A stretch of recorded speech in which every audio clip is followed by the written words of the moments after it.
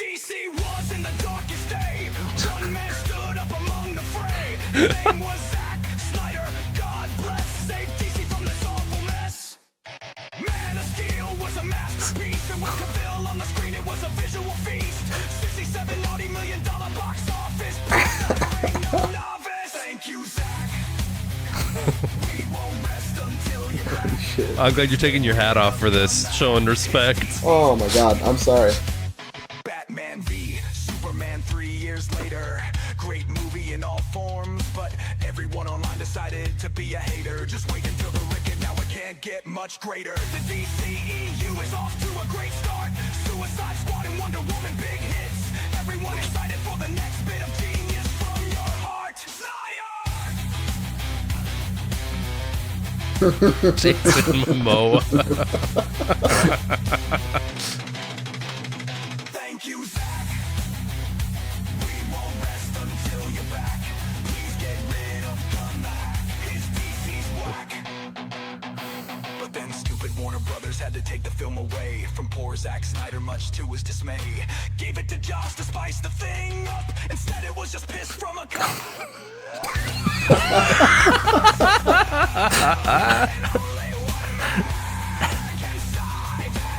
Zack Snyder. But now they replace him with that fucking hack James Gunn. Instead of brilliance, we getting his idea of fun. The soul is replaced with a hefty hand of slop. Instead of a hero, we get a cartoon dog in a cap. What a goddamn mistake. Send all this must stop. James Gunn, you hack. Zack Snyder is on the attack. So stop with all of this tack before he puts you on your back with just one smack. Fuck you, James. You're almost done, so you better run. 'Cause Snyder has won. That's it. So That is something that Conor O'Malley screams at people when he's like walking down the sidewalk. Yeah. Honestly, he's kind of right. yeah, right. And all that's to say is, did you guys hear about the DC or that WB is being sold as a studio? So Really? Oh yeah, I saw that it was like Apple was trying to buy it or Netflix was trying to buy it. It's I think Paramount is the big one, or yeah, I think Paramount is the big one that's looking into it. It's kind of like Nvidia selling all the the stocks off to all the other companies. Like, it's all just kind of like going around the drain a little bit. They Very just cool. keep they take the same money and they're just giving it to each other over and over and over and over again. Oh yeah. Yeah. So I think the Snyder fans are gonna win. The Gunn DCU is gonna fall apart now. The gun finally jammed. Yeah. But yeah, I love that song. I fucking love it so much. Oh, that tickled me. That was really good. I say just one smack like all the time. Did you just wait? Did you just put on the filter on that? Or are you just good at making that face? I can't stop. Oh my god! I thought the Snapchat filter hit you, but you just you're just mocking me in real life. Holy shit! You're getting nugget mogged, dude. I am. That Necromog. song is also very much, and I do feel mean saying this, but that's like coworker music. Like it's like the whole coworker thing. Like it feels a little mean spirited to just like reduce other people to like NPCs in your life or whatever. But that's that what they song, are. well, true, yeah, for true Sigmas like ourselves. But that song is 100% like something that one of your coworkers would be like, "Do you guys see that woke bullshit Superman? Yeah, check this out." And he sends you that video and he like stands over your shoulder and it like makes you watch it for the full like 2.5 minutes and you have to be like, "Oh yeah, I remember Batman versus Superman." And then he peels out of the employee parking lot in his 2002 Camaro. Yeah.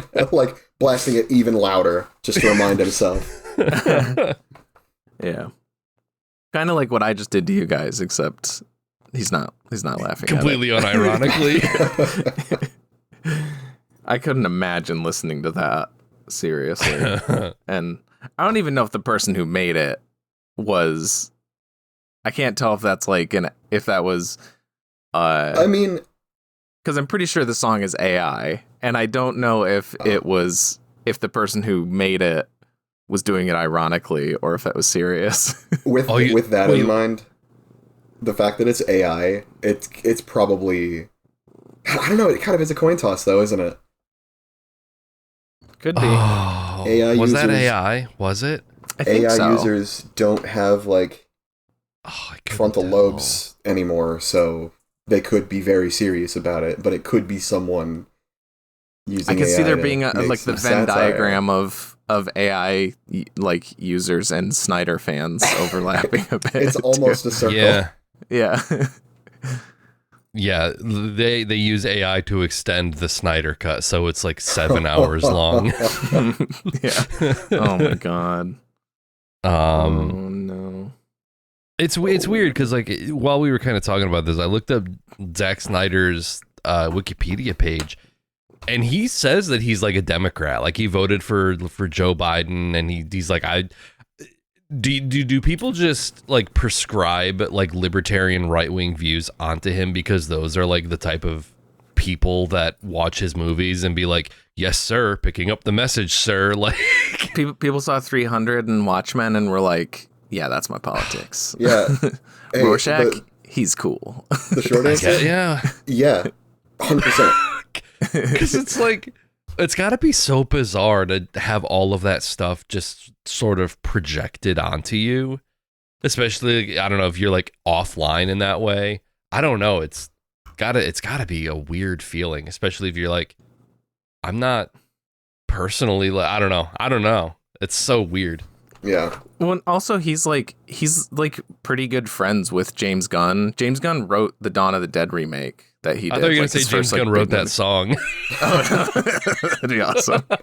Did he really? Like the 2004 one? Yeah, which was Zack Snyder's, I think, his first movie. I did not realize one that of was a his Snyder first movie. Yeah, So yeah, they go way back, and like he got like his blessing for obviously for like, you know, taking over and everything. So it's purely just like this weird fan base. Like it's nothing like Zack Snyder by all accounts is like a cool dude, you know. Yeah. He seems But like a it's just, really like- nice guy and everything. It's just his fans are just it's the weird. Chud fans like taking action figures and smashing them together. Yeah. Yeah. Like Like, I my director is better than yours.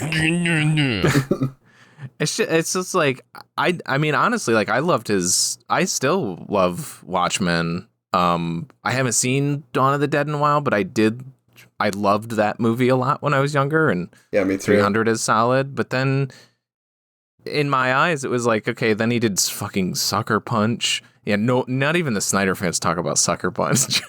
I didn't know that was a Snyder. You have a glaring omission here between Watchmen and Sucker Punch. Legend of the Guardians, the Owls of Ga'Hoole. Oh, shit. I actually like that movie too. I do kind of like that movie. It's not as I don't love it like I love Watchmen, but I do like that movie. But then it's like, yeah, then he had Sucker Punch and it was like, ooh, and then Man of Steel and it was like, oh, okay, and then just kind of kept going that like route, and I don't like, yeah, I wasn't like well, I mean, Snyder fans weren't like how they Not are they now. Yeah. Pre Man of Steel, you know. So maybe that's why I missed out, but I was just like, yeah, he just kind of fell off, and I was like, oh, okay. I still like those early movies, but yeah, I don't really like him. I don't really like his movies anymore, and that's okay. Yeah. You know. I really didn't hate. I mean, I watched it over the course of like 3 days, but I really didn't hate the Snyder Cut either. I do. Okay, I mean, like comparatively, like on it, like in a vacuum, I probably wouldn't like it, but Mhm. I don't know. I also don't know as much about comics as I like to pretend I do. So, Yeah, I don't know if that had anything to do with it. I just thought it was really, really fucking boring. and just That's fair. a waste of effort and money. I thought it was so like this is funny. This is the one like lost episode of Duds because it was our second recording. It's ever. the one episode I'm not on. It's the only one that we've ever done that I and haven't it's been on. mysteriously vanished. Yeah. But yeah, we covered the Snyder cut on I think our second episode. Was it just ever. you, Travis, and Moose? Yeah, and Moose Moose came in like 40 minutes in because he fell asleep watching the movie. And he didn't wake up because we were all watching it together because it was a premiere on like it was brand new on HBO Max HBO. and I was the only one who had it, so I streamed it and we all watched it together and then we ran right into the recording. So we were all watching it together, like in like a Discord call together. And then we got to recording, and we were like, okay, and we're like talking. We don't hear Moose, and then we're just like, okay, maybe he stepped away for a bit, and then just like there was a point in the recording where he's like, oh my god, he just came in at Act 2. It's all good. Yeah, no, he just had a moment where he's like,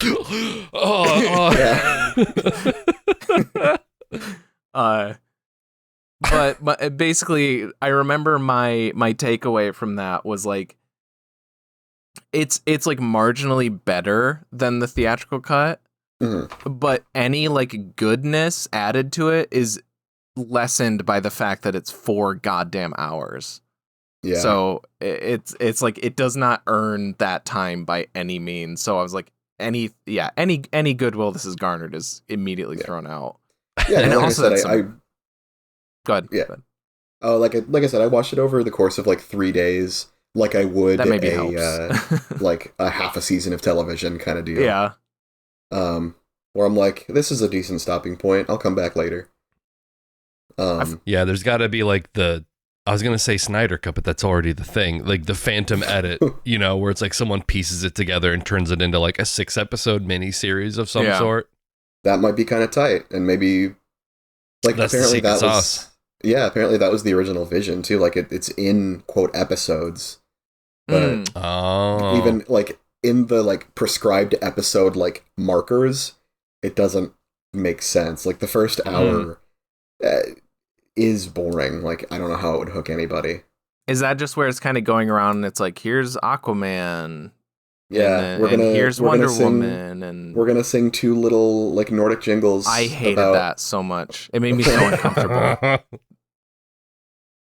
That scene made me so incredibly uncomfortable, and I don't understand what it was trying to go for. It was just like, well, you need to be jacking off during that scene, thinking about Aquaman.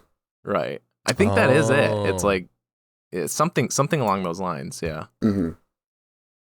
Hold on, I gotta let my cat out. Okay. Yeah, I'm all for. Like I advocate breaking up long movies at this point. There's a version of War and Peace from the 60s. It's 7 hours long, and I'm like, there's no fucking way that I'm watching that in one sitting. But I want to see 7 hours long? It's a version. It's an adaptation of War and Peace from the 60s. It's supposed to be. Ain't that the dude from supposed to Sky be a good High? one. Yeah.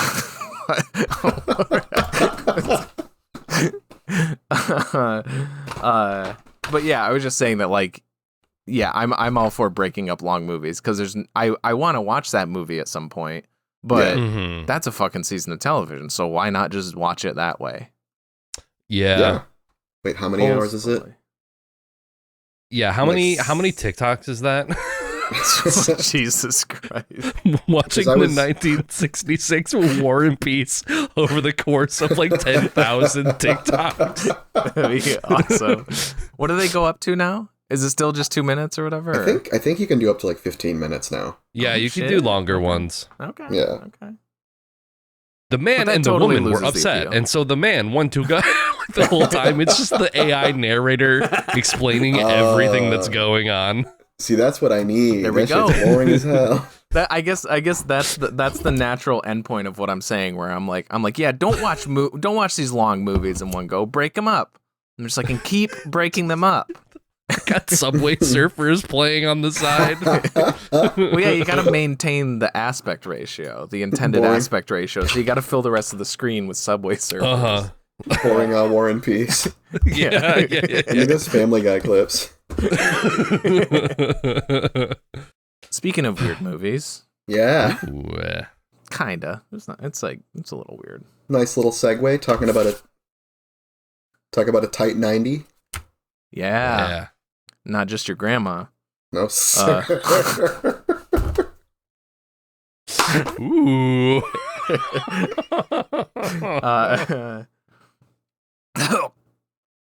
You're the devil. Fuck! Oh god. Okay. What's it? How do I start? How do we start? Oh god. Okay. Welcome back to There Will Be Duds, ladies and gentlemen. This is episode 195. Yes. And I am your Yes. co-host TJ, and with me as always. As always, I am Nick, and joining us for your second appearance. For the second Believe appearance.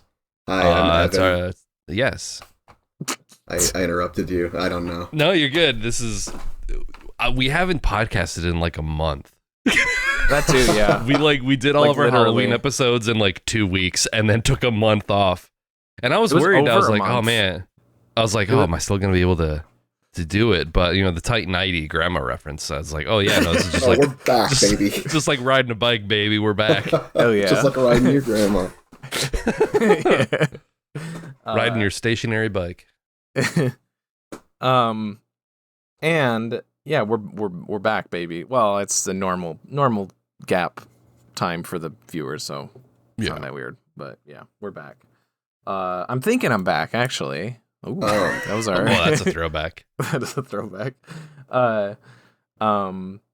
And as always, as usual, we watched a movie, and that movie this week is Dr. Merkverdigliebe, or How I Worried to Bomb Stopping and Learn the Love, directed by Stanley Kubrick from 1964. It is You good, Are you good, man? It is a black comedy, war satire, about a military officer who goes crazy and gives all like the Air Force codes to nuke Russia, but it was a mistake because he's going crazy, and they're not supposed to. So then it's a scramble to try to get him to stop before they drop the bombs, because Russia has a doomsday machine that will kill all life on Earth, pretty much, and end the world. Sounds dark and grim, but it's just filled with a bunch of buffoons running around, trying to solve the problem. You That's said it. scrambled, and it's like, really only one dude was actually scrambling. Everybody else was just kind of like chilling. Yeah, yeah. In a way, yeah. They're like super chill about it for the most part. Yeah. I think a lot of the characters, I think there's a heavy air of denial in this, to where like all the guys in the war room are just kind of like, yeah, but we'll be fine. You know, it's Yeah. we're in the Pentagon, we're the world leaders. We're yeah, the it's gonna adults suck, in but- charge. Yeah. And it's not until, I mean, even in like the very last scene when, you know, the bomb is dropped and they're like kind of just waiting it out. They're just like, oh, okay, we can, yeah, let's gather up a harem of women for all the Yeah. guys.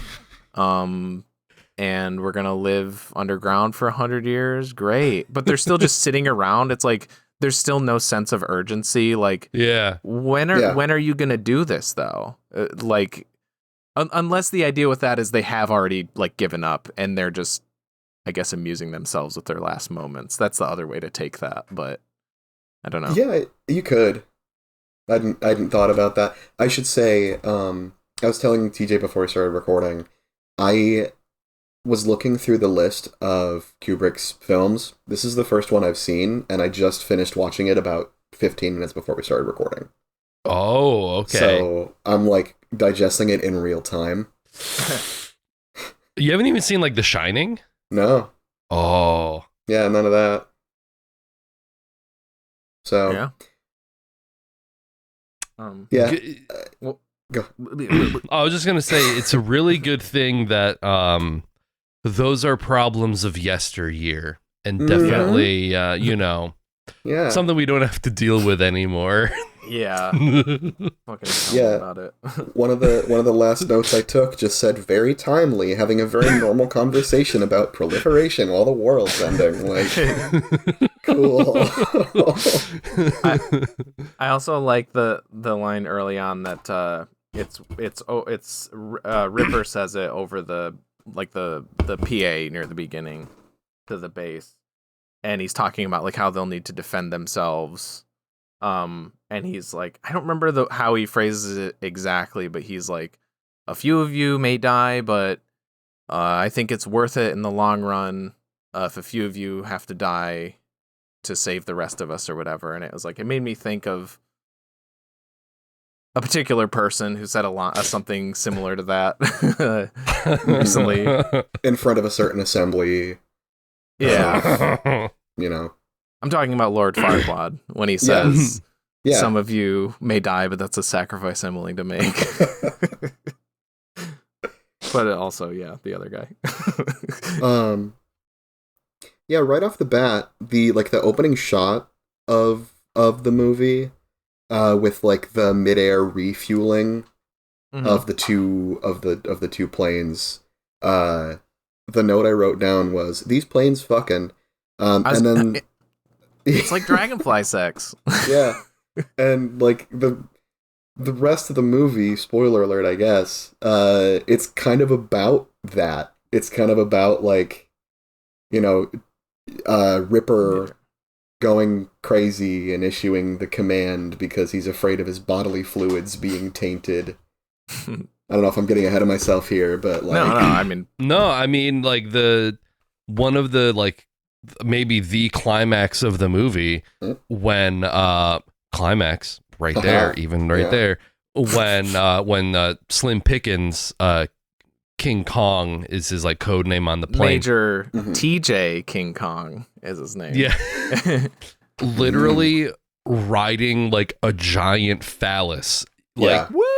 Like the cowboy, like the American like projection of like masculinity and all of that. Like he's a cowboy riding a big dick to like blow up a foreign country.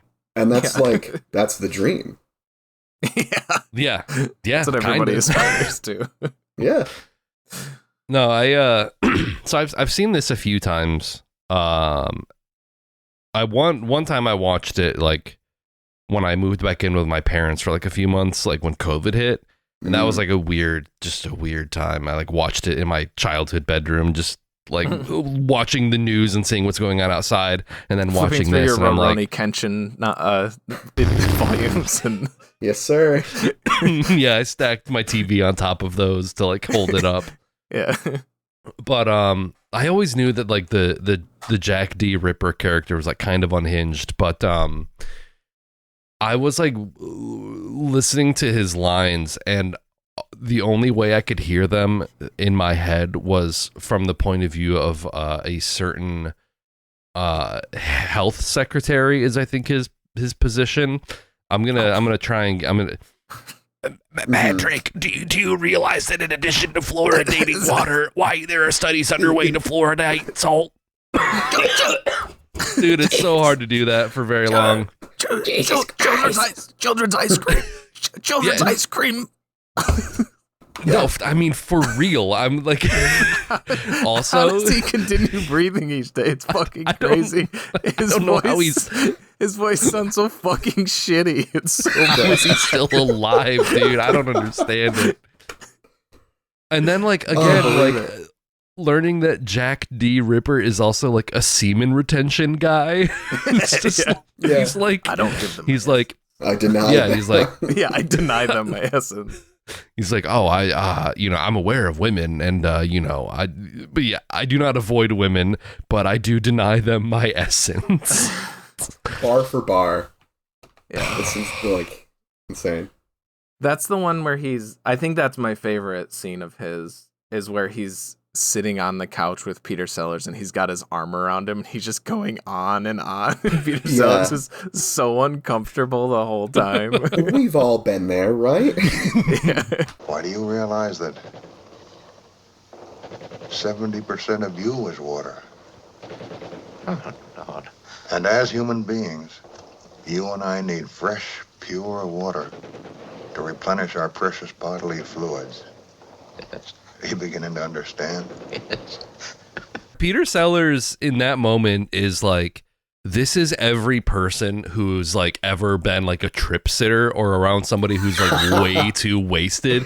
Yeah. And he's just like, please do not do anything crazy or insane. Just like very agreeable, knowing that it's like, this is a very volatile person and I'm trying to like fix the situation, but like trying to make it seem like it's your idea too. So it's like, yeah, he's just staring like straight ahead the whole time. He's not looking at him. He's just like, yeah, which is like definitely this like the self-preservation strat in a situation like that too. Because don't forget, he's got him at gunpoint like the entire movie.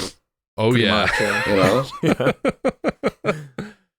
He's kind of at gunpoint most of the movie because Ripper kills himself.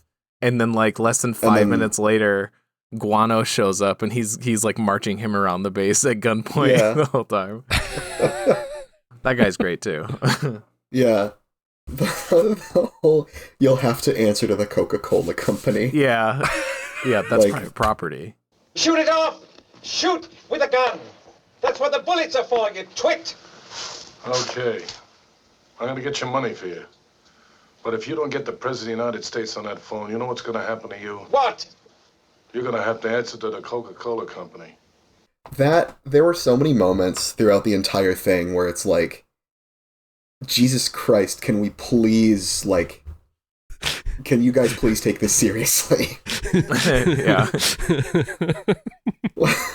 Yeah, and all of that is like predated by them, like, killing their own people, like basically assaulting their own base and like killing American soldiers. And they're like, well, you can't, I'm going to shoot this. He doesn't shoot the private property owned by the mega corporation. He's like, I can't shoot that. That's private property. Like, you'll have to answer to the, like he almost sees the Coca-Cola company as like a superior power to like to like the United States military. Yeah. Escapist art, everybody. It's very escapist. Yeah. Shit, we'd be close to 93 years by now. We'd be pretty good. Yeah. I don't think that it was this long. I don't think this was this long, this far back. But it did just occur to me that would be funny because I think that's the copyright law. Or I think copyright law is 95 years. But like if that was like an analogy for like, because it was like the fallout from the Doomsday Machine was going to last for 93 years. And I was like, if that was supposed to be like copyright infringe or like copyright on stuff falls away until after it goes into like the public domain. If that if that was like a little like joke at that'd be. I was gonna say that's getting into like Mel Blanc joke territory, which I'm all for. Yeah. But I don't think that copyright was like that stretched out back then. So I don't think yeah, just all over the movies filled with like really good one-liners from like Turgidson, the President, Ripper, the Guano guy, even, and then Dr. Strangelove too. Even though it always blows my mind when I watch this. He's in 2 scenes. Yeah, it's crazy because he's like the image of this movie. Well, it's him or the guy riding the missile down. That's probably the most famous like image from the movie. But as far as like characters, it's named after him. But he doesn't show up until 50 minutes into the movie. Yeah, and then he's gone for 40 more minutes, and then he's back at the end. But they're 2 awesome scenes. Especially the last scene. I laugh so hard every time at the physical comedy of like where he's trying to talk about, he's going through his like step by step, like this is how we can survive the nuclear winter.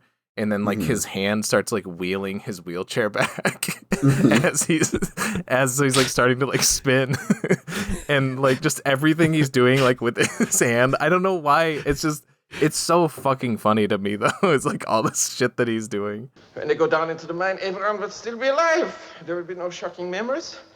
And the prevailing motion will be one of nostalgia for those left behind, combined with a spirit of bold curiosity for the adventure ahead. I was watching it this time, and I'm pretty certain in one of the takes, it's a take where there's like kind of a wider shot of Strangelove and then like all the guys like standing behind him. I am pretty sure the Russian ambassador guy, and this is when he's like struggling with his hand.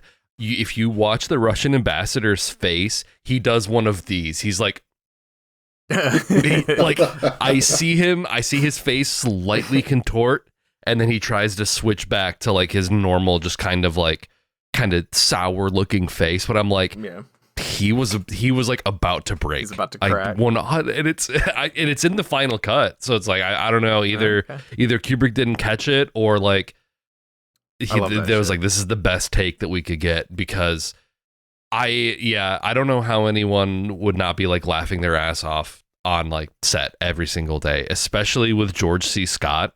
Yeah.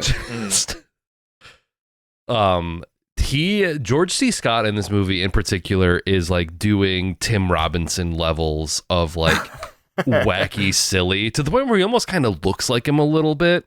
Yeah. Like when the president is on the phone with Dimitri, and he's just standing there like, just like watching and like, hey, we gotta like get ourselves one of those doomsday machines. It's simply too good. Or like the scene when they're like, they basically realize that they don't have communication with the other plane. The other plane has changed course and is like running low, so their radar can't track it. And they're like, Buck, is that possible? And he's like, oh yeah, that plane can go like this. It can go real low. And he's like clearly like overly excited about it. And then they're like, no, that's the problem. The problem is that the plane's too low and we can't track it, and it's gonna. But he can't not be like, oh yeah, we got the best gear, we got the best plane. It's so great. Mm-hmm. Yeah. And then very famously, I don't know how much like reading you did about this, Evan, but very famously, George C. Scott is like a very like kind of serious, classically trained actor. Oh yeah, no, we grew up watching the Christmas Carol. Is he Scrooge in that? Yeah. Yeah. Oh, that's like so good.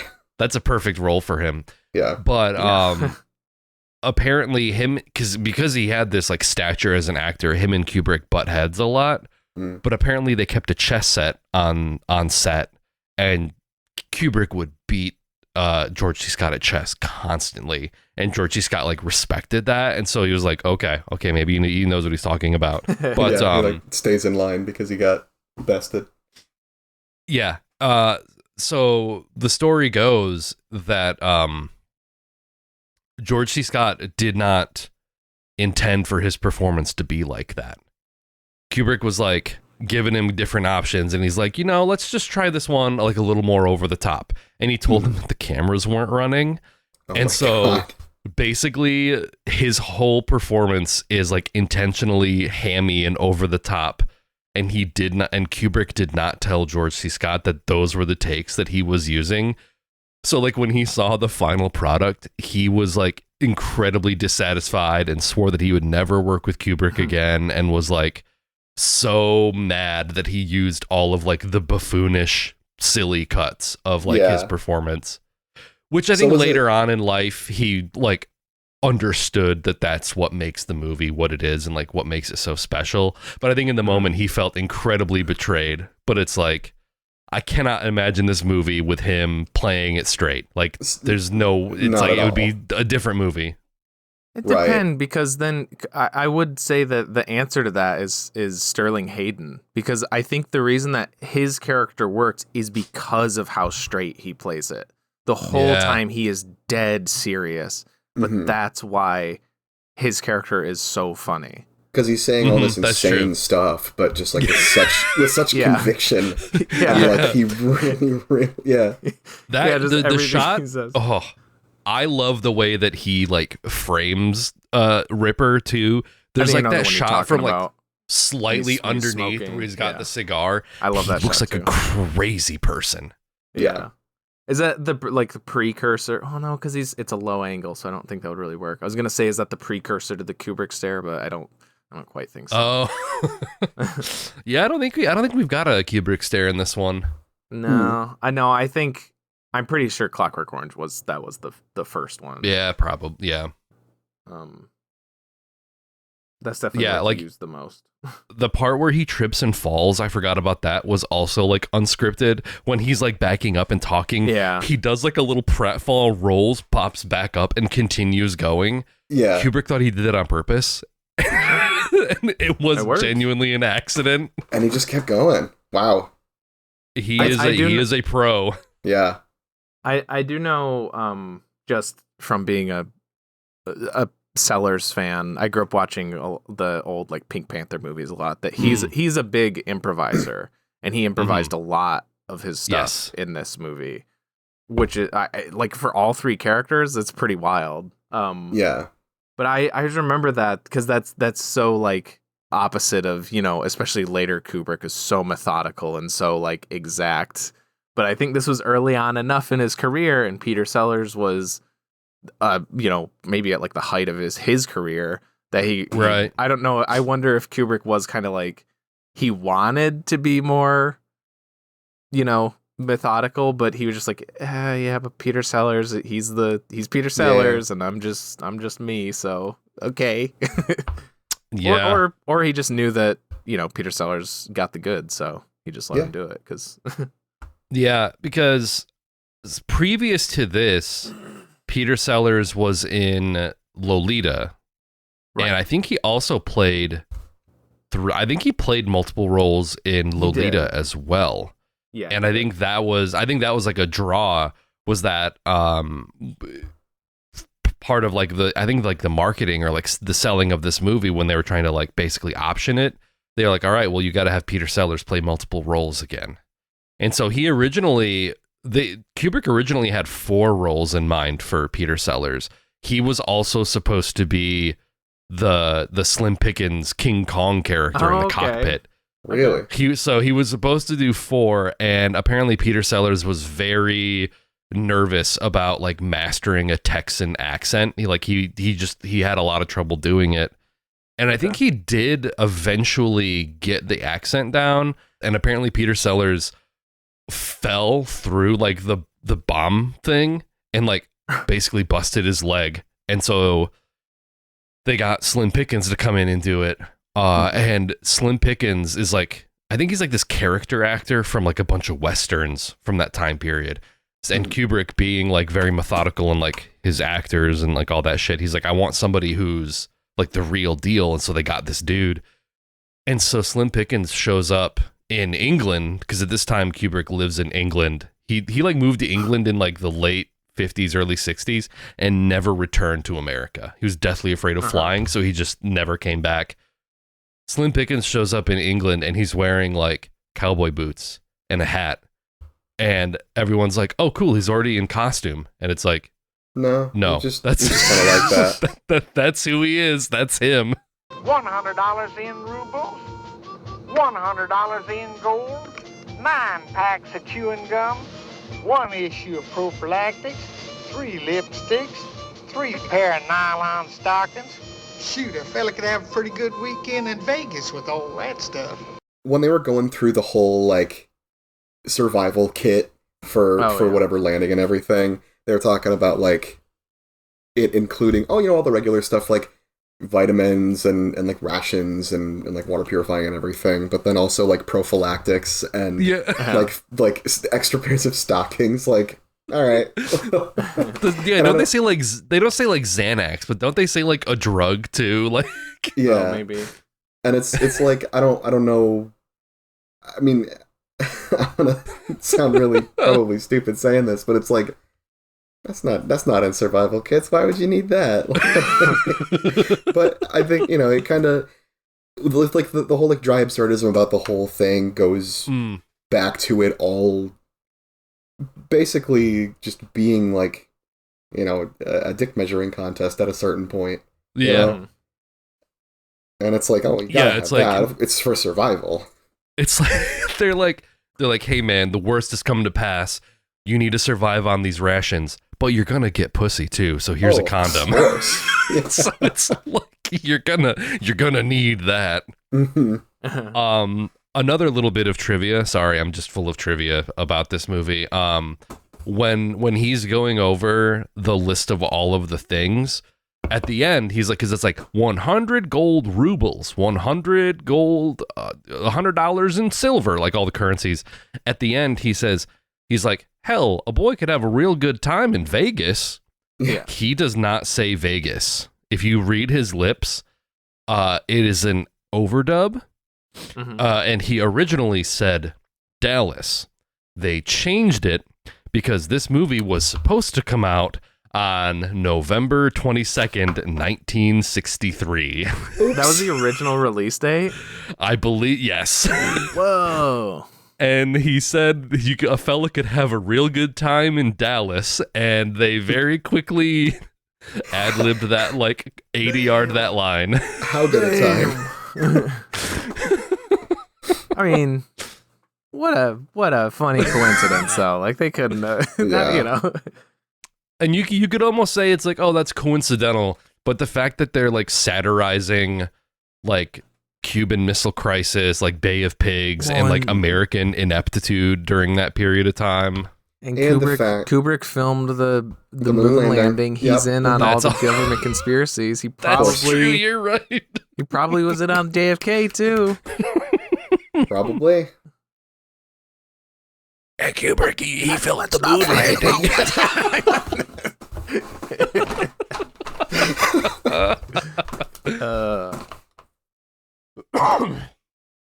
Yeah, there's other weird JFK stuff. At the end of the movie, it was supposed to be a pie fight. I do know about that story. That was also a JFK thing. Yeah. Yeah, because really? I think Peter Sellers as the president gets hit in the face with the pie, and I think Buck says something like, oh no, our president has been like slain in his prime. That was like another like JFK, like another thing that like sounded bad after the fact, like after JFK gets assassinated. But he just got a pie in the face, like. I think they only had like one attempt to do that shot, and everyone was breaking because you're in a big room throwing pies at each other, and it's like it's impossible to not be like silly about it, basically. Yeah.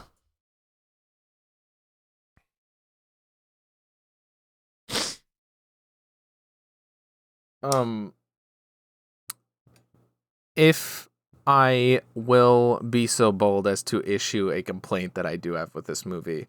I do find I feel like I forget it every time because I feel like every time I watch this has been so spaced out. But I find like all of the stuff in the plane to be incredibly boring, and I don't find it that like there's like some funny bits, like mainly the part that I think of is like the funniest part is when he's reading off the list of stuff. And yeah, maybe that has to do. I could see like if it's the first time you're watching it, and like maybe you're invested in like are they gonna actually like is it gonna happen or not? But again, the most famous image of this being the guy riding the missile down. It's like even when I first watched this when I was a kid, I knew how it ended because of that. Right. Yeah. So that may have always like hurt it for me is that I always know how it ends. But yeah, I find it so it's like too methodical in that like it's too they're just using like military speak and stuff. So I can't help but like tune out, especially in the final scene with them, because it's like the longest scene you have with them. And I know it's the most critical, but I don't really care. I'm just like, I just want to see the guys in the big room with the big board. And I think as and I'm no film analyst per se, but like as kind of the juxtaposition of the people who are actually carrying out the bombing, people who are actually on the plane, being very methodical and actually acting and like going through it all, and it's like they have to go through all these steps to get to the point where they can drop the bomb, versus all of the people in the war room with the big board talking it over and just kind of like being nonchalant, like Buck taking the call from his secretary, like in the middle of everything, and just like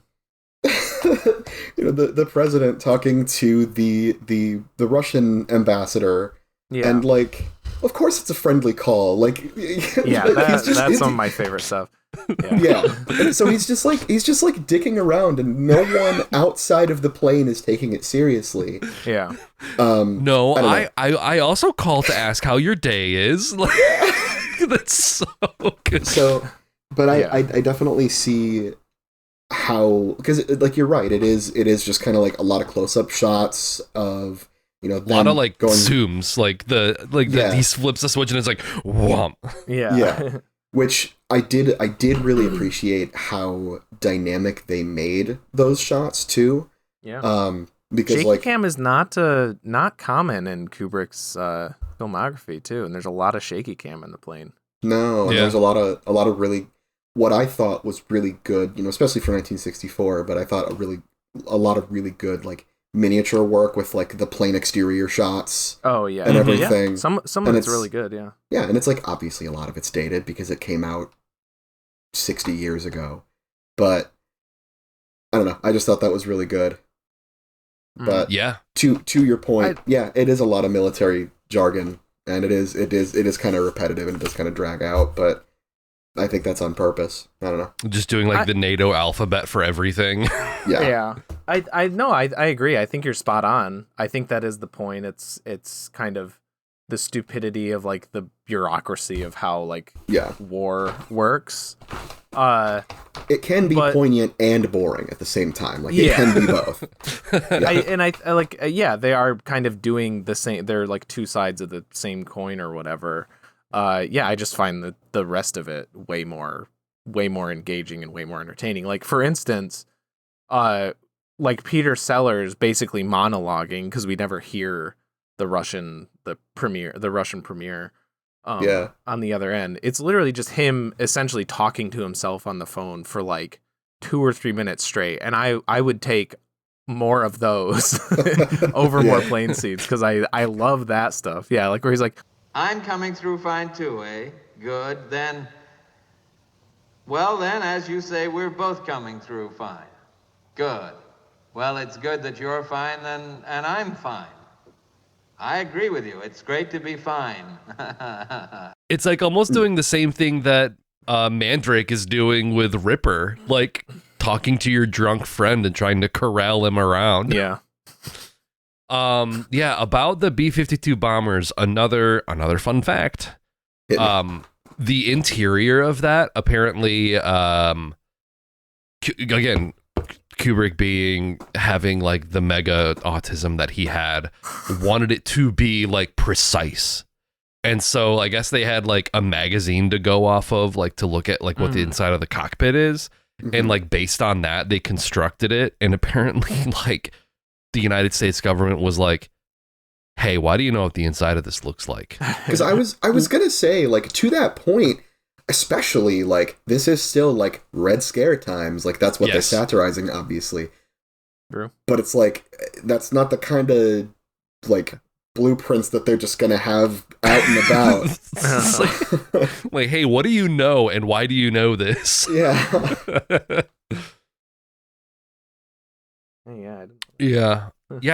guess I never really thought about the shaky cam in that way, because when King Kong decides to go and like open the hatch himself, there's like a few like whips as it follows him through the plane and then down into the thing. Because Kubrick is usually known for a very like tight, controlled camera style. Yeah. Or steady Like, cam. Like, you know. Did they invent the Steadicam for The Shining? Is that the first time one of those was ever? I thought they invented like a certain type of camera for The Shining for like all the shots of like Danny. Right. It's like they like pioneered something, I think, for that movie. But technically, they kind of do. It's not officially a Steadicam, but they do. They make the poor man's Steadicam in Evil Dead, the original Evil Dead. Yeah, you know, the Deadite cam, camera. as it's like, yeah. Whoa. Oh yeah, yeah, that is more or less a Steadicam. Right. It may have maybe they made like the rig that everybody used afterwards. Maybe that's what they did. I feel like it wasn't the absolute first. It might be, but it was one of the pioneers of it. Made Steadicam like a thing, right? But it might be like, you know, everybody goes back to like, oh, Jaws does the dolly zoom, right? That's what everybody goes back to, but that wasn't the first one that did the dolly zoom. It's just kind of what made it popular. Mm. You know what that is, Evan? The dolly zoom? I think so. It's the scene like the quick zoom, or no? Have you seen Jaws? No. Okay. Yeah. Basically, the way that like a dolly zoom works is that like, hold on, correct me if I'm. Movie. Oh, is it like the focus is zooming in, but the background is zooming out? Other way around. Yeah, they're basically like they're like zooming out as they move in or something like that. So it creates this really weird effect where like the background almost gets smaller while you get bigger. It's really jarring. Yeah. Yeah, they do it to a really good effect in Jaws. It's like when he sees the shark kill a kid early on and it pushes in on the chief's face, but like the background, it's like it is great. It is so magic. Good. I'll watch it soon. Like, just look up Jaws dolly zoom like on Google right now, and it's like the most. It'll be like, it's like one of the most iconic like film shots ever. I just switched over to Google. By the way, earlier I said Mel Blanc style jokes. I meant Mel Brooks. I just want to issue a correction there. Oh, I feel like Mel Blanc works too. Yeah, Mel Blanc works too. Yeah, but I was specifically thinking of like Young Frankenstein kind of stuff. Oh, okay. First movie to use Steadicam was Bound for Glory in 1976. Oh, however, Marathon Man was the first to be released to the public. So I guess the one movie was shot first, but Marathon Man came out first, and they both used it. Oh. Oh, and Rocky too, of course. Yeah, Rocky has the Steadicam when he's like going up the steps. And he's like running through the. Yeah. I should have thought of that one. Another quick glazing I would like to give of the cinematography and like the sound design in this movie. I really found, because I mean it's in black and white, and I really found like it is so like dynamically shot and like lit. Like all over the place, like the hard top-down lighting in the war room, and like the dim but still very clear picture that you get in like the cockpit of the plane, and everything else. I was just really impressed with that visually, and then specifically the sound where King Kong is riding the bomb down, and it's like really like they're doing like the whole when Johnny comes marching home, like through every scene on the plane. Yeah. And then that stops, and it's just silent, except for him, like, hooting and hollering. Yeah. And it was, like, silent in the background with him being extremely shrill. And then, of course, the bomb goes off, and it's like, oh, it's shit. Very affecting. It's very affecting, yeah. Because I hadn't seen, like, I hadn't seen it, like, in context, B, with sound, I guess. Like I hadn't really seen. Maybe I had seen a parody of it because it is the shot that it is. Because you watch Family Guy, all the good shit. Yeah, probably that. You're probably right. This entire movie like has Simpsons riffs like all over it. Like this is 100% the type of movie that the Simpsons would like constantly make reference to in like those early seasons. I feel like. Yeah. Mm-hmm. Yeah, no, I think this movie is gorgeous visually. And I don't know, I've been watching like a lot of like black and white stuff lately. Like Chloe and I have been watching like the early seasons of like The Twilight Zone, and that's another show that's like shot entirely in black and white. And when you do it right, because I feel like through the limitation of like not having color, knowing that it's going to be in black and white, I feel like you like stage and light your shots in like a specific way, because you have to like compensate for that basically. And so it's like they know that they're shooting in black and white, and like all of the shots, like they look so gorgeous. Yeah. Mm-hmm. Yeah. Like I was really impressed with it. Like, and like it's a Kubrick film, of course it looks good, but like from what you guys are saying, from how this looks visually very different from his other films, like still A plus. Like it looks and sounds really good. Some of those like that, I don't know if it's like the first time we meet Dr. Strangelove, but isn't he like shrouded in darkness, but there's like a single like band of light basically like on his head. There's like the shot that he's like so. Maybe before his intro. I feel like, because I made note of his intro, because I really like how abrupt it is, because he's like he doesn't talk, you wouldn't know he's in the fucking movie if it wasn't named after him. And then and then the president and Turgidson are talking together, and the president's just like, Dr. Strangelove, what can we do about this? And then he's just like, whew, I know, and he just like wheels out from the desk, and he's just there. It's a very good. Okay, but there is the part where they're standing there, and he slowly wheels towards them. That's and it's what like I'm a long shot, and he's like in shadow until he gets to them. So there's that part. Yes. Yeah. That's the shot I'm thinking of. Yeah. Which, by the way, him barely being able to contain his Sig Heil, like that's a boner, right?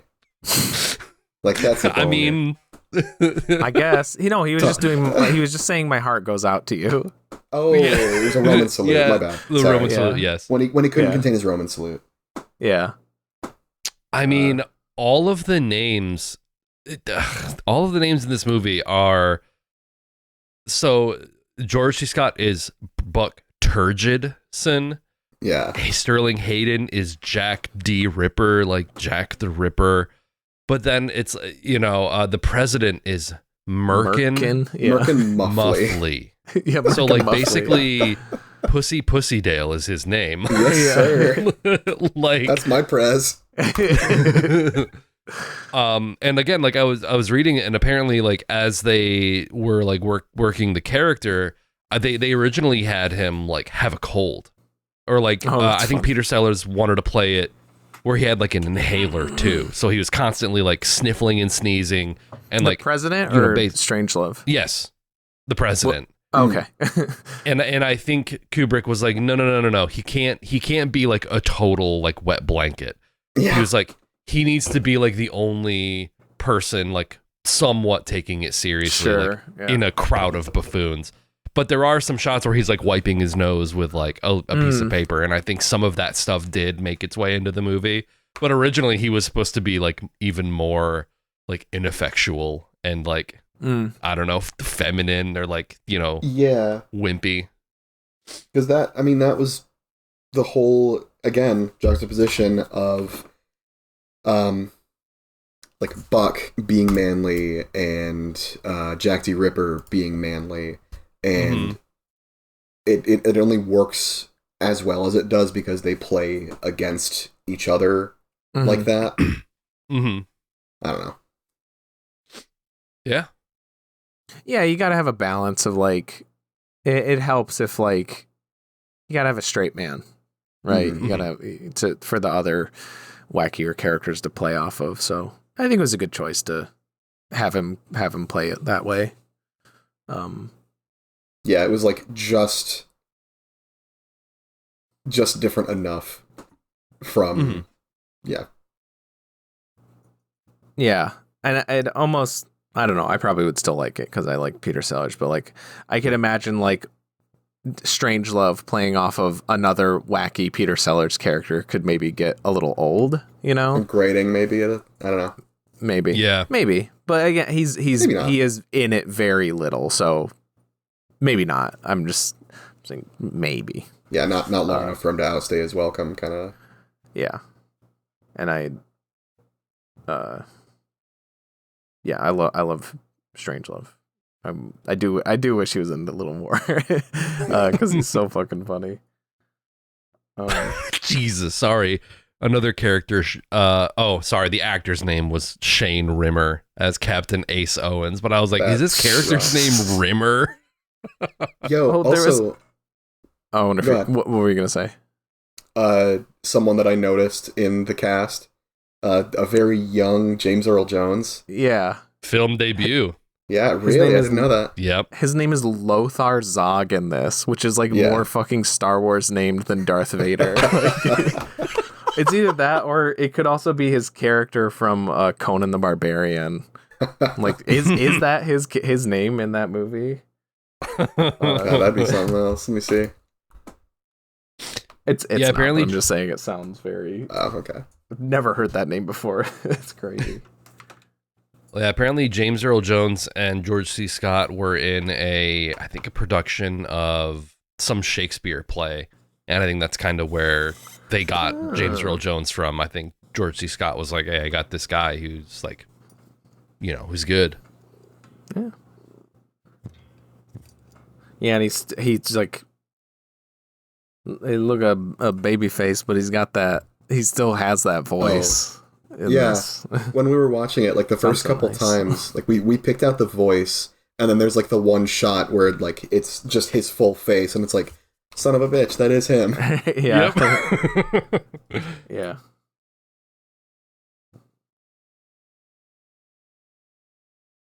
Yeah, it's always cool watching. I mean, although he has passed away now, but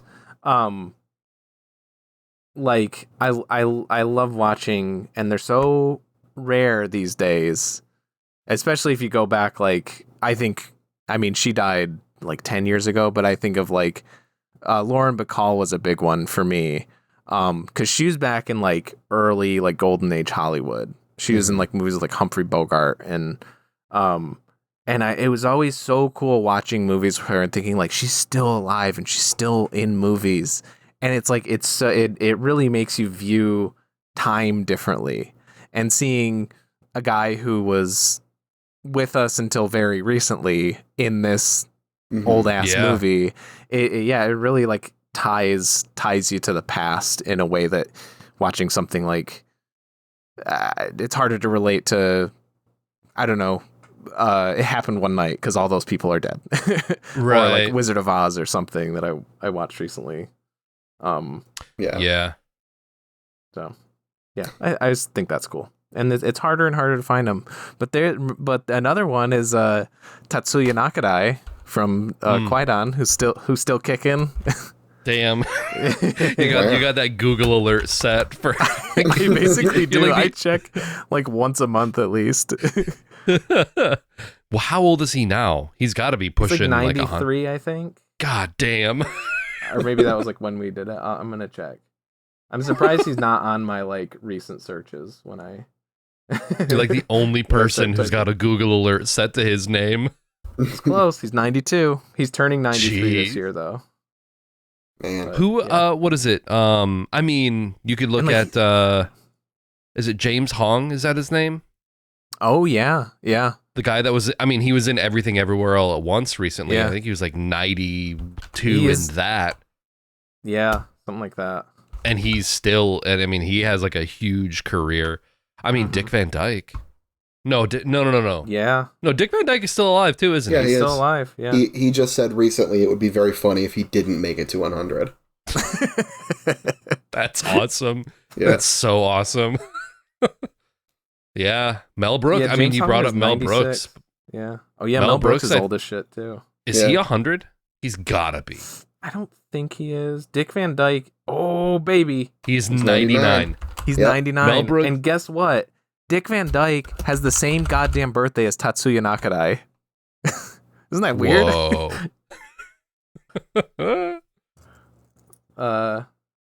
Yeah, he's fucking peppy too. Have you seen, he was on Masked Singer a couple seasons ago?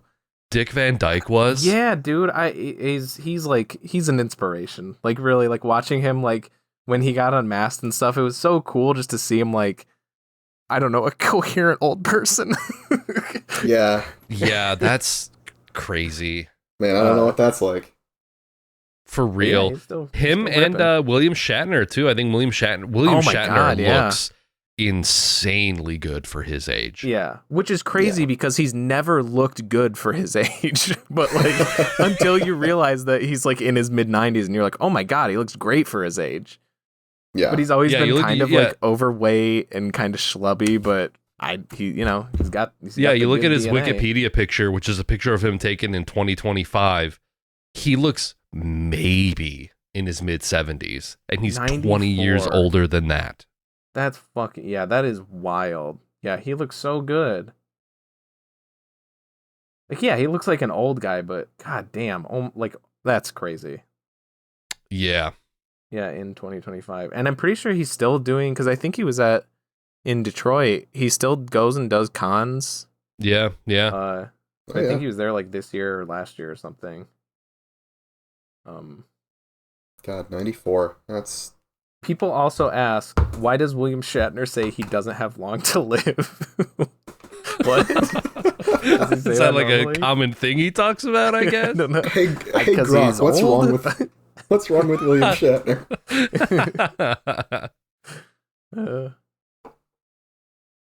Yeah, I don't know if anyone from Doctor Strangelove is still alive.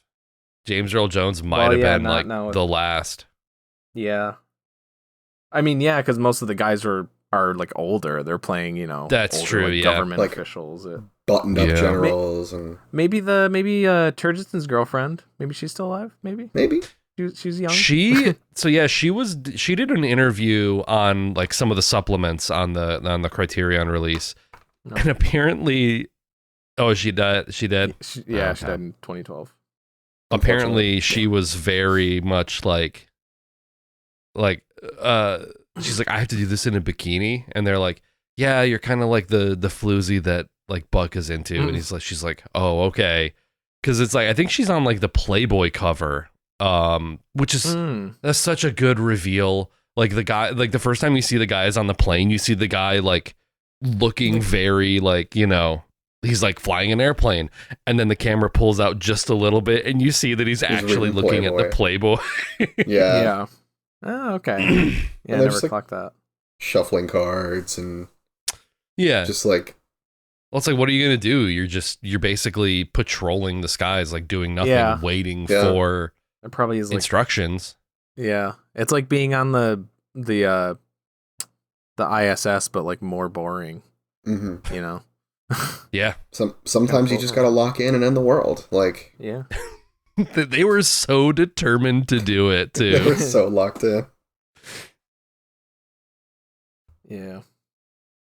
I like that, like the whole way that like it's designed is like to be the most, like, I could understand if it was like actually they were actually doing it for real and they meant to do it, why this could be useful, but like the fact that it's like you turn off your radios, only respond to this one like 3-letter code. It's like it's made so hard to like undo. Yeah. That feels idiotic, but Yeah. not unrealistic. Yeah, because like the whole point is they're receiving this order because like Washington's already been bombed or whatever. Right. Yeah. It's and I mean I think they even play up to that when they're all gathered in the war room and Buck is basically explaining the situation to the president, and the president's like, wait, why are they doing this? And Buck's like, well, you see, there's a contingency plan which you signed off on, like basically saying that like, oh, you didn't even bother, like really, you just signed off on it. You didn't even really like read it or like fully comprehend it. You're just like, yeah, sure, whatever. And then this contingency is like biting you in the ass. And he's just like, he's like, well, surely there's someone we can talk to. And Buck's like, no, actually, like the way that he like pauses in between like doling out information to him, just like trying to cushion the blow a little bit. He's like, well, no, we can't do that. It's like, And like his like subtle physical acting and like physical comedy like is so great throughout the entire thing. Yeah. And not for nothing, like, again, another way that this movie is pretty timely is what would happen if someone just kind of like broke the script and took a sledgehammer to standard decorum and just kind of like called their own shots, and all the decorum in the world isn't enough to kind of pull it back at the end. Like, not to be a doomer, but you're saying like if that were to happen hypothetically, like yeah. Okay. Yeah, definitely. What a crazy world that would be if that was the case. That'd be say insane. just now you could feed those the people on the plane circling Russia in the skies now. Just show them a picture of the White House now, and they're like, look what they did. They bombed us. Yeah. Jesus Christ. They would just like deep fake. They'd make like Or a deep that, fake yeah. video of the Oh my president, God. or and like they'd fake an AI recording. Yeah, Sora 3 Or they is, just send them the Zack Snyder song,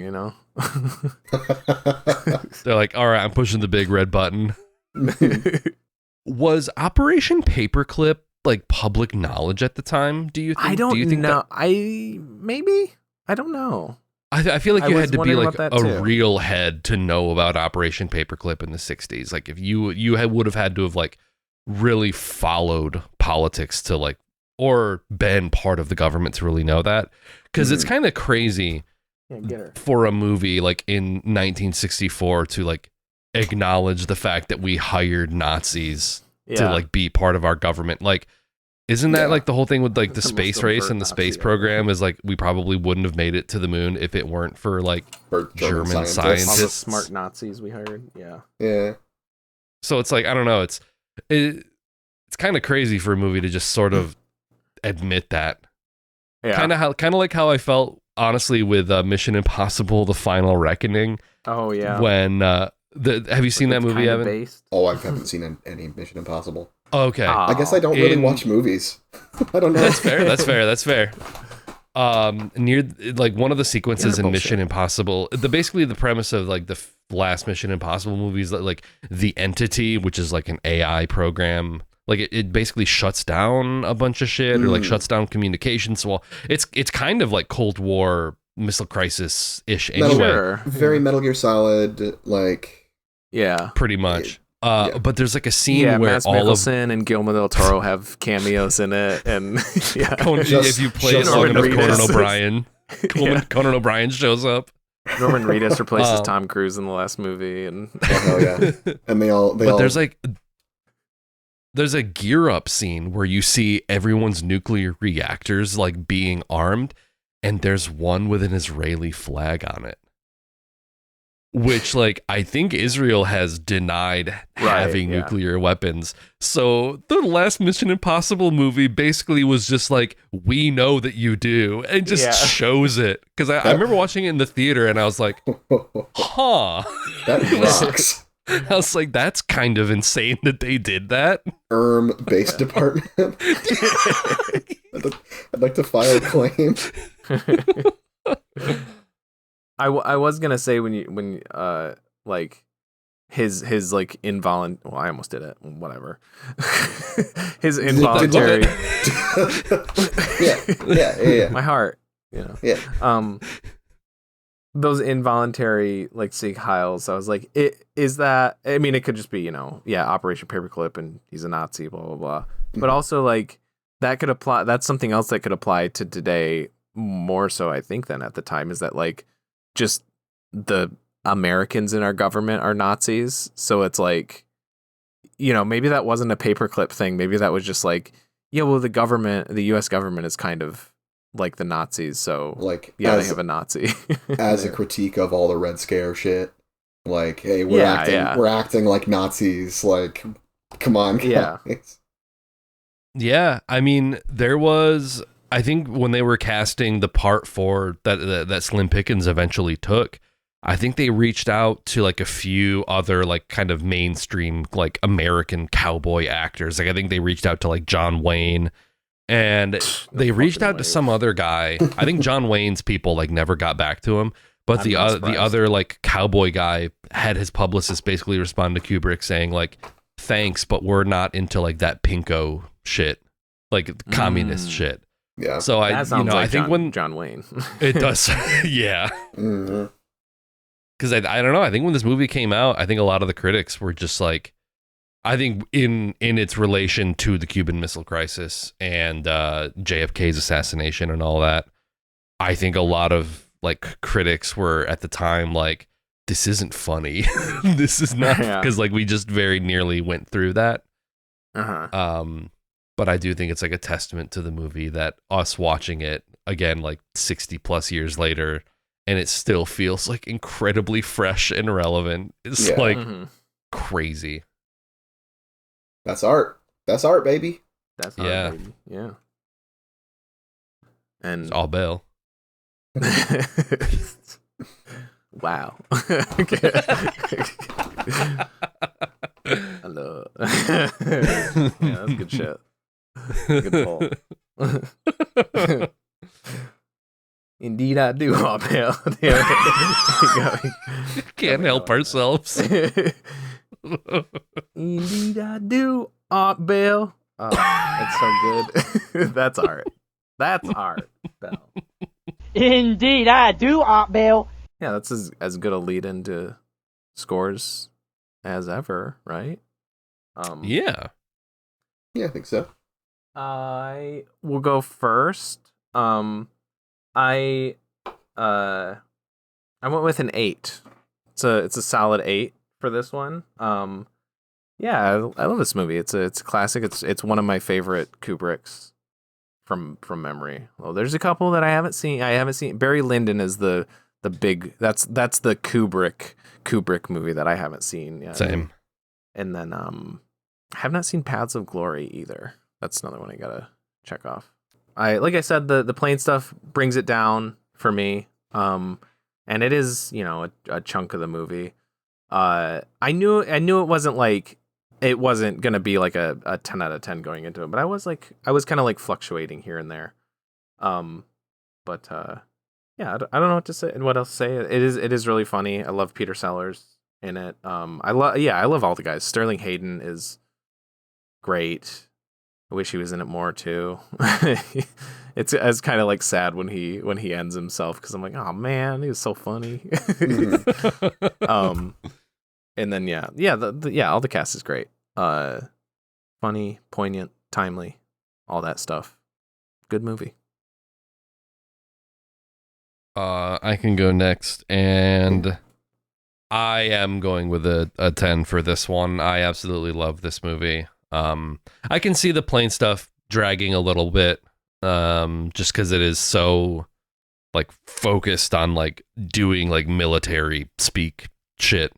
But yeah, all of the performances are incredible. Peter Sellers playing three distinct characters as well. Really throwing himself into 3 different roles and 3 different, like, I don't know, archetypes of person.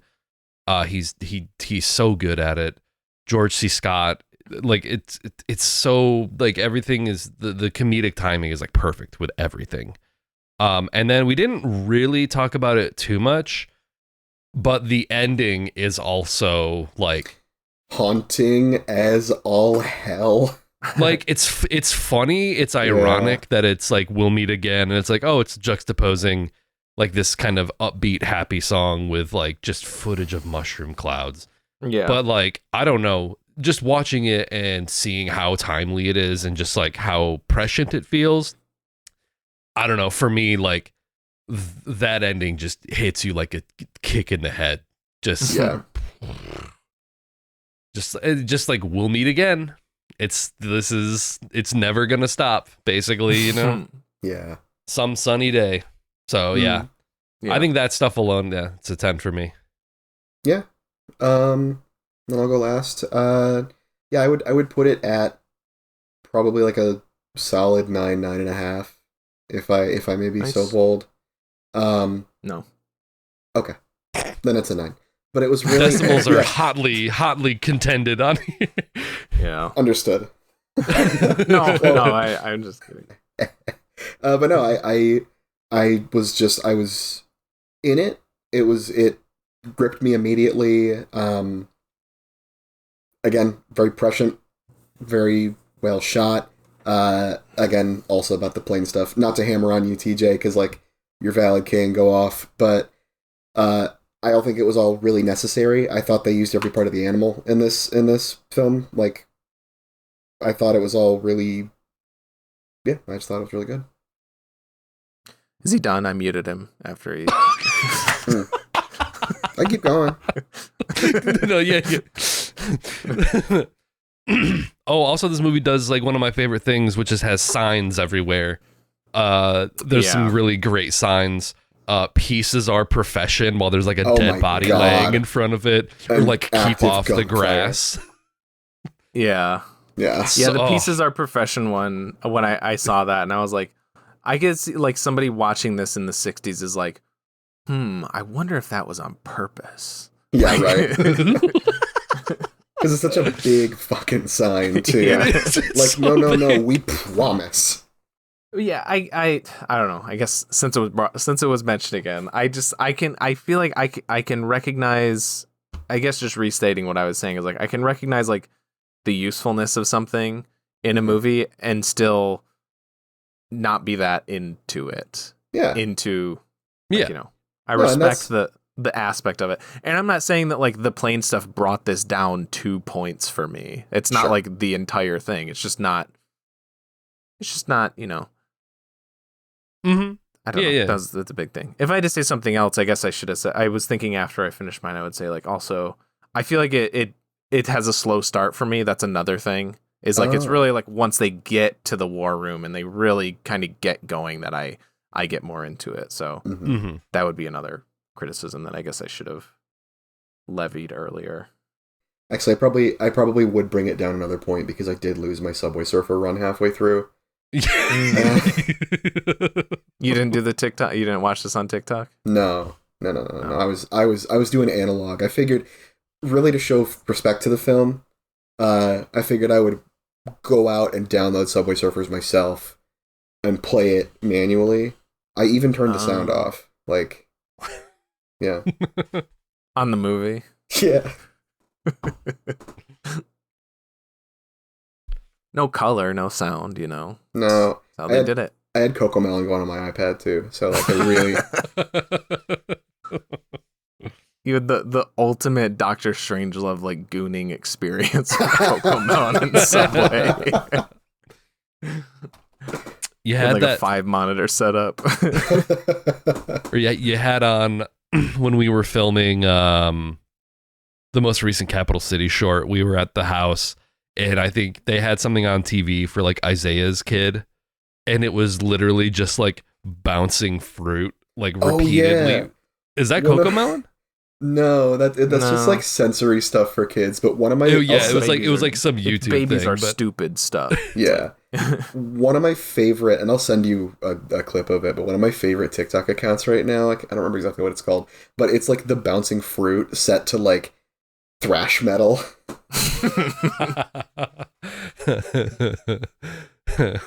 It's pretty good. That's that. So we got another movie next week. I have a suggestion. It's not like a wild thing, but because it's Thanksgiving, and I was kind of thinking we could do Dances with Wolves. Okay. To celebrate our country's great history. Okay. I don't know. Are you into that? Like, I've never seen that. That's like a Best Picture winner. That's like one of those that I've never seen. So I'll give it a shot. Yeah. Okay. Sweet. Let's do that. I think I always forget those early 90s Best Picture winners. I always get them mixed around, but I want to say it's 1990, and it is directed by Kevin Costner. So Dances with Wolves. Do that for the next episode. Cool. Nice. Yeah. So yeah, watch that before the next episode if you don't want to be spoiled for it. We do these episodes on Wednesdays at 7 p.m. EST on YouTube in video form, as well as Spotify, Apple Podcasts, and more in audio form.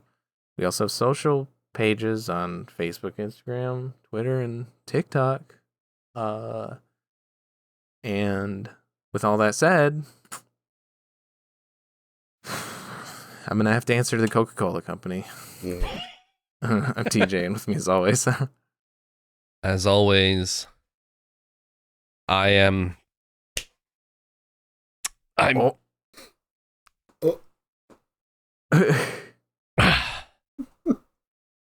Mein Führer, I can podcast. And I am Nick, and joining us for this very special episode is... I am denying women my essence. I am...